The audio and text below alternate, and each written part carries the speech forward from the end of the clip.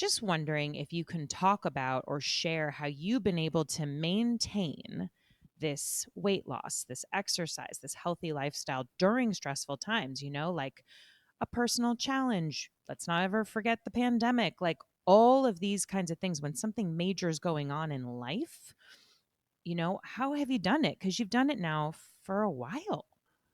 If you're talking about, like, the stress of the holidays and wanting to alleviate that, I just think I just would make it more general with all things stressful, where I'm now much more interested in if I'm feeling uncomfortable within myself, I'd rather really just allow that discomfort to kind of wash all over me and consume me right now because I know I'm gonna get through that discomfort. I know that uncomfortable state isn't going to be permanent. There will be a moment where I go like, "Okay, I'm not feeling that anymore," you know? Mm-hmm. Or an awkward situation. I would rather just have that now and get it over with.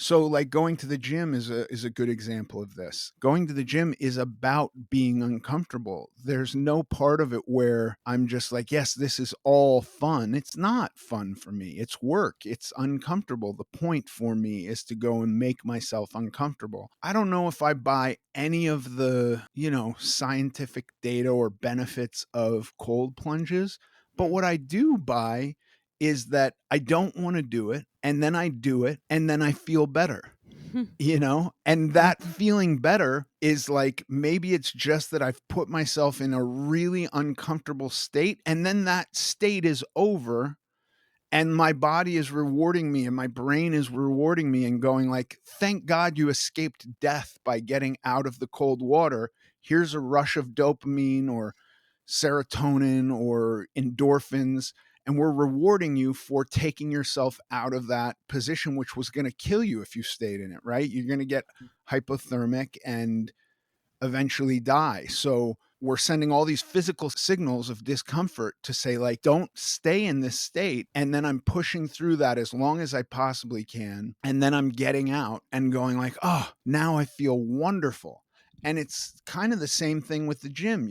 There is something that I find beneficial about doing something difficult that I don't necessarily want to do. And it just makes me feel better. And that could go for, like, some advertising catches my eye, some food advertising, or, I think part of their marketing is wonderful exhaust systems in the kitchen of fast food restaurants that blow the smell of French fries and grilling cheeseburgers out into the immediately surrounding area. And that enters my body through my nose and makes me recall 1,000 times I ate something like that, and the feeling of, filling the void within me that makes me feel comforted. That feeling also is a good feeling, but that feeling of goodness results an ultimate feeling of badness, right? Because I either gain weight or I eat so much I feel sick to my stomach and I regret it. And pushing through the feeling of, oh my God, that smells so good. I want to eat that.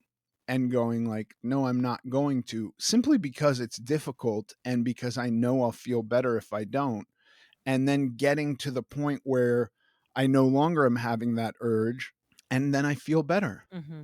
So I think it's the trade-off of the idea of immediate satisfaction, with prolonged or delayed satisfaction being ultimately more worthwhile to me.